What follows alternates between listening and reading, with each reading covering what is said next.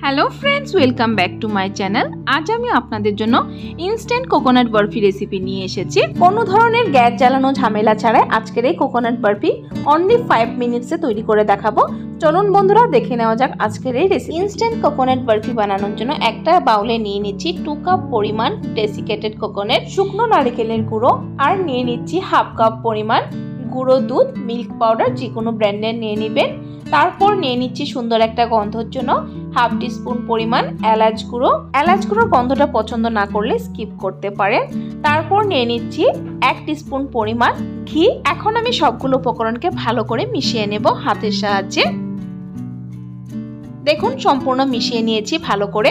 তারপর এখানে নিয়েছি আমুল মিঠাই মেড কনডেন্স মিল্ক, যে কোনো ব্র্যান্ডের কনডেন্স মিল্ক ইউজ করতে পারেন।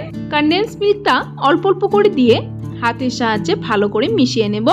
পরিমাণটা আমি পরে বলছি, আগে আমি মেখে নিচ্ছি ভালো করে। একবারে কিন্তু বেশি ঢেলে দিবেন না, একটু একটু করে দিবেন আর এইভাবে হাতের সাহায্যে ভালো করে মেখে নেবেন।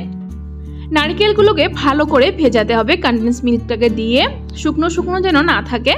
আমার এখানে পরিমাণ লেগেছে 2 কাপ নারকেলের সাথে 1 কাপ কনডেন্স মিল্ক।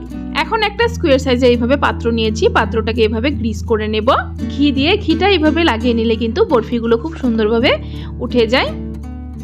দেখুন আমি গ্রিস করে নিয়েছি। তারপর বানিয়ে রাখা বরফির মিশ্রণটা এইভাবে দিয়ে দিব, দিয়ে একটা খুন্তির সাহায্যে এভাবে প্রেস করে করে স্কোয়ার সাইজ করে নেব। দেখুন ঠিক এরকম ভাবে চাপা দিয়ে দিয়ে একটা শেপ তৈরি করে নেবেন। দেখুন আমি তৈরি করে নিয়েছি। এখন সিলভার শিট লাগিয়ে দিচ্ছি। এটা অপশনাল, থাকলে লাগাবেন, না থাকলে স্কিপ করলেই হবে। সিলভার শিটটা লাগিয়ে ফ্রিজে প্রায় 1 ঘন্টার জন্য সেট হতে রেখে দেব। 1 ঘন্টা পর খুব সুন্দরভাবে সেট হয়ে গেছে। এখন আমি বরফি শেপে কেটে নিচ্ছি। তৈরি হয়ে গেছে আমার ইনস্ট্যান্ট কোকোনাট বরফি। ঘরে অবশ্যই আপনারা এভাবে ট্রাই করবেন। ট্রাই করে কমেন্ট বক্সে আমাকে জানাবেন কেমন হয়েছে, আর ভালো লাগলে কিন্তু একটা লাইক অবশ্যই দিয়ে দিন।